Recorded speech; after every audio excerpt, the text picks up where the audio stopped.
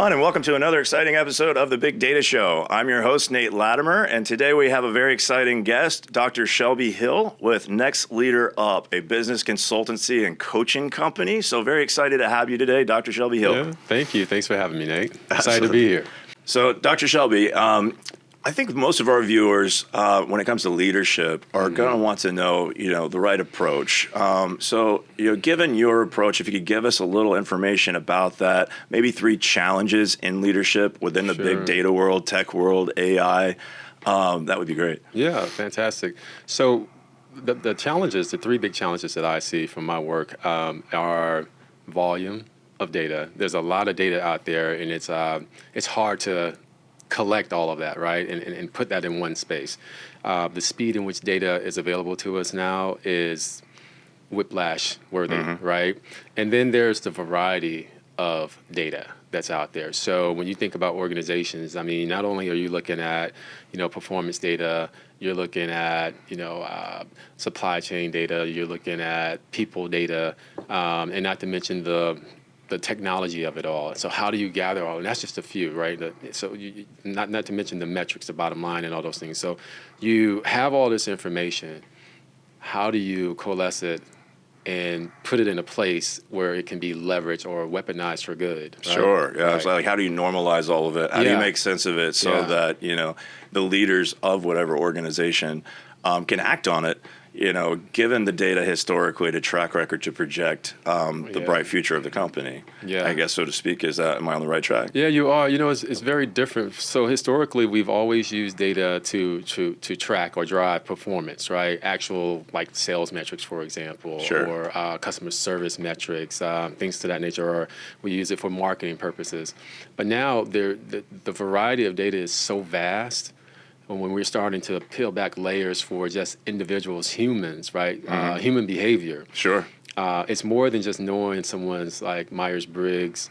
Or Enneagram or all those personality tests based on who you should hire. Yeah, it's gone beyond that, because now we're looking to really drive cultures in a whole nother way. And I know millennials, and we'll probably talk about that, millennials are really driving that in a big way. No, absolutely.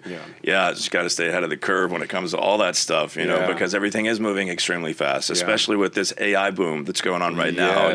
I'm constantly just, trying to keep up with all these cool AI tools and technologies and, finding out what works best for my business and staying focused, really, with the vision and the direction without having to go down a bunch of different rabbit holes, because there's all these cool new toys that are coming out every day. So staying focused, I guess, would be a good question to ask you whenever you're coaching tech leaders.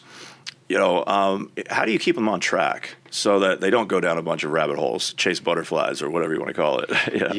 It's one of the things that when I start coaching with anybody is I want them to understand their why. Why are we looking to work together? Sure. Right? And when you understand your why, you also understand the result, the outcome that you're looking to achieve by working with me or Next Leader Up as a company or a coach. And when we go through that process and we start that, and when those rabbit holes pop up, I can always guide them back to that. Here's why we're here, and here's what you're looking to achieve. Sure. And so that's kind of the structure, if you will, the guardrails that we put in place to keep the focus there. So how do you dig into the core of the why whenever somebody gives you a weak answer? It's like, I just want to make a lot of money, well, because I don't like the way my former boss did things, and that's why I wanted to start this company. Like, how do you get to the core why of, really why they want to build their business? So part of our approach when we work with particularly, any organization, but when we work with executives, for a small, mid-sized, large-sized company, the historical way is, hey, you're going to hire us as a consultancy, and we're going to come in and we're going to develop like your middle management group, right? And so we'll do the middle management, we'll get them developed. But you as the CEO or the VP or the directors, you don't get that development because you don't need it, right? The truth is that you do.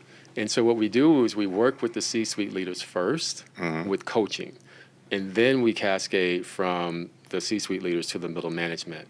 Because now we're closing that gap so that the C-suite leaders know what the middle management is being developed on, and so now they can speak the same language. Sure. Right. Yeah, And so you can extend development that way.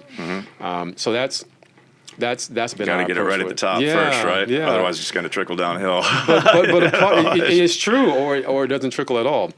But to answer your question a little bit further, when we do work with that C-suite group, we focus on self-awareness.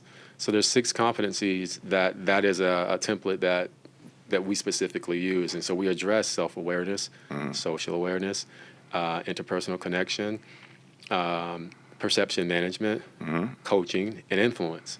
And so that's where we get to peel back the layers of what's getting in the way, the why you want to work on this, or you want to start this business, or whatever outcomes that they're looking to get, or goals they want to achieve. So could you explain to us, with all these AI technologies coming out, from a leadership role, using like tools like ChatGPT to, write the tone of an email before sending it out to your staff, the human side of it. What are you seeing in your space? I know the millennials are crazy about it, so I'm just interested to get your take on what you're seeing as far as AI tools used for business leaders, whether tech or not. Yeah, so it's interesting because I see it kind of both ways. I see that tech is a big part of the millennial world and the tech world, obviously, but I don't know that it's leveraged as much as it should be from a leadership standpoint. So, right, we have things like Grammarly, we have things like ChatGPT that kind of help us with the tone and spitting out information, like you said.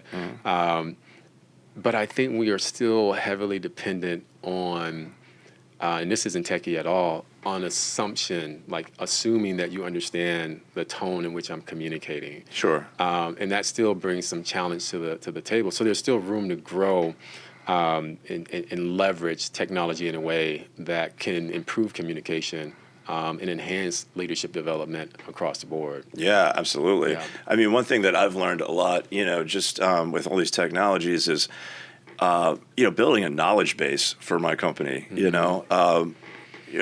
Back in the day, that had to be done manually. It's really just stuff that was in my head that I would have to write down into some sort of a syllabus, or like, if you're creating like a chat bot for your website, it could be very mechanical.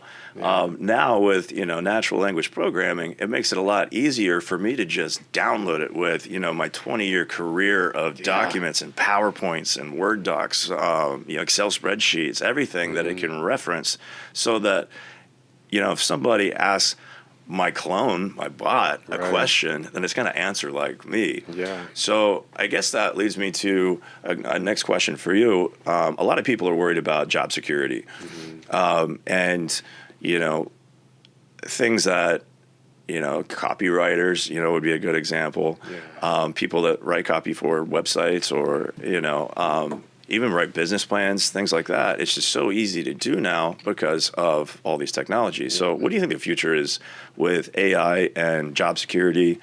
I always like to ask everybody on the show that question because I get very interesting answers. And you as a business leading coach, I think it'd be interesting to get your take on that. Have you gotten scary? Have you gotten? Oh, we've been scary. We've been scary. Has that been a response? I think. This is the direction that we're going. Sure. These tools and apps and technology are coming out. Now, I will say that maybe if you outside of like the tech world, like a tech business, millennials do use these technologies. Ardently. Like they are. There's hardly a move made without an app or something that's being leveraged to communicate or make life easier for them. And I think that, some of the other generations, we're having to adapt to that, right? Because like you said, 15, 20 years ago, all that information was in your head and you had to download it. Sure. So should it be concerning? I think like everything else, we evolve and we adapt. And so will there be some opportunities or jobs that maybe may disappear? Probably. Sure. But I think with technology, not only do things improve, but then there's also new opportunities that are created. Absolutely. So, that's sort of my take on it, too. Yeah. I think there's going to be a transition. Yeah. But I also think that it's going to allow us a lot more freedom to do the things we enjoy. and also to be more creative, Yeah. and really get the mundane tasks that are really annoying and tedious to do, just taken care of, so that we can sprint forward even faster and create even cooler things. Yeah. That's sort of my vision for how fast we're going. Yeah. But everybody's got to sort of keep up, get on board. It's sort of the thing. It is true. When you talk about like website copy, and this is just a real general example, but if you use Chat GPT, I mean, you spit it out, right? Whereas once upon a time, you had to hire a human to write website copy for you, or you had to think about that copy yourself and do it. So yeah, that could be a opportunity for things to change, but there's an opportunity to adapt and leverage that technology. Absolutely. So let's go back to really just your coaching strategy. What are some of the main problems that you see CEOs, founders come to you with? Like, what are some of the common denominators that you typically have to tackle that, I would assume a lot of people might be nervous sharing because maybe they're embarrassed about sharing the faults of the company. But what does that typically look like? How do you make them feel comfortable? Yeah, coaching is it's personable, right? And it requires that an individual be somewhat vulnerable, and in some cases more vulnerable than they anticipated that they would be. But it is necessary for that growth to understand the why and to get to the results of the goal that they want to achieve, which is why we're there. But I often see leaders want to scale their companies, right? That's a challenge. And so I do believe that now more so than ever, leaders are thinking from the lens of, I can't just train people and expect them to go out there and do the job, right? I have to develop people, and that development is going to be individual for everyone. And so how do I do that in a way that is cost effective, right, and also sustainable?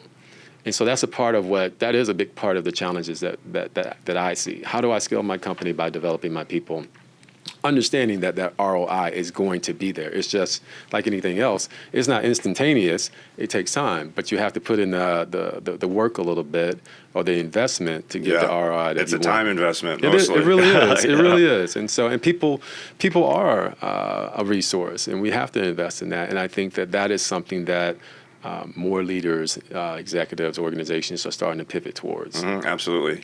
Delegation takes a lot of trust, and it definitely takes a lot of time. And you got to be investing in the right person. So you definitely want to hire the qualified person that you really hope works out. Otherwise, you have to scrap and start all over again. But Nate, that is a big. You just touched on something there, because that is a big part of it.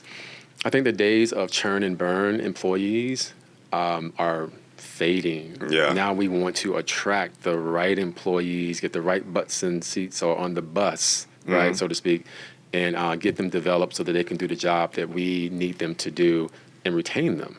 Right. So I have a question about that. Just when you're hiring someone new, you're taking a risk on whether or not they can even do the job. Maybe they're just a great salesperson and convince you that they can do the job. Maybe they have a fake resume. How do you advise your clients to structure them? Is it like, 90-day, 6-month trial period, and like maybe you get the job for real? How do you minimize that risk if somebody isn't who they say they are? I guess I would just be curious, because I've experienced that before. What you as a coach would say to me to sort of minimize that risk. That's a real challenge in industries across the board now. Is how do we identify the right talent for this position? How do we identify not only the right talent for this position, but also someone who can be a culture add to our organization, right? So some of that is assessment. Some of that is eliminating bias. And there is technology now that HR organizations actually use to mitigate unconscious bias when hiring people, and that part helps get them through the door. And then there's the part where we're now bringing more people into the fold to do the interview process. So we get Nate's perspective, we get Mark's perspective, we get Shelby's perspective upon this candidate. So you're having the human aspect, but then you're leveraging that technology on the front end to see if person is even worth the opportunity for us to present it to them. Yeah, you're sort of building a whole library of knowledge, a database of what to do, what not to do, what's historically worked, what hasn't worked, so that leaders can make better decisions based on okay, we know that this personality type in that role did not work out at all. Yeah. This personality type in this role does work though. Yeah. So it's kind of an interesting approach. So I guess what advice would you give to CEOs, founders, just management leaders across the board when it comes to what to avoid and where to start saying the goal is scalability? Well, one of the things that come to mind immediately is I think it's important to embrace reverse mentoring.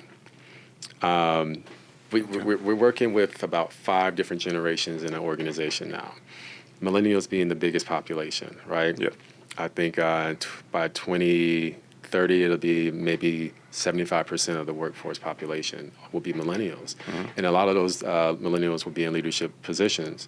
And so I share all that because the workforce is arguably more diverse and dynamic than it ever has been. And so there's opportunity for learning to be constant from someone who is a millennial mentoring someone who is a Gen Xer, right? Sure. So we're having that opportunity to kind of cross-pollinate and traverse knowledge and education throughout the organization. And I think if we can embrace that and versus the traditional way of, well, I'm the manager and you're the representative and you can only learn from me, I think that, I'm confident that if we can look at it from a space of, well, yeah, you might be the manager and I might be the representative, but you can learn from me too.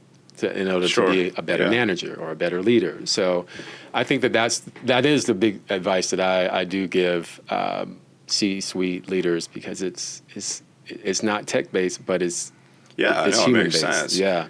So I guess if any of our viewers want to get started with you as their coach, can you tell us about the program? Like, is there a certain length to it? Is it ongoing? Yeah. Like, how does it work?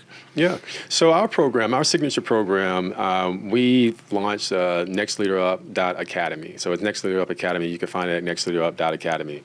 And it is an 8-week program that is specifically geared towards middle management development, right? It's a virtual program. It's an online platform.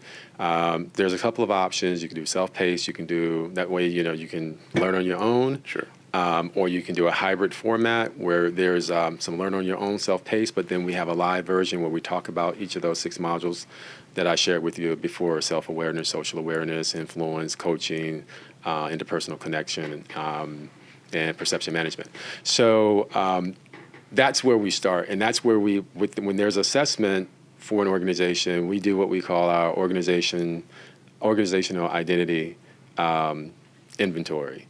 And so that way you get a whole snapshot of what the talent, the strengths, leadership where you're strong and where you're weak, so to speak. For your organization. And we take that and then we customize a development program for you outside of or in addition to the actual 8-week virtual program. Got it. Very cool. So, Dr. Shelby Hill, if people want to get in touch with you, what's the best way for them to reach you to talk about Next Leader Up? Yeah, sure. You can go to nextleaderup.com, or you can reach out to me at Dr. Shelby Hill on LinkedIn, or you can email me at shelby@nextleaderup.com. Very cool. Well, Dr. Shelby, it's such a pleasure to have you here, and viewers will drop a link at the bottom of this video too. Thank you so much for being here. No, I appreciate it. Thank you for having me. Absolutely.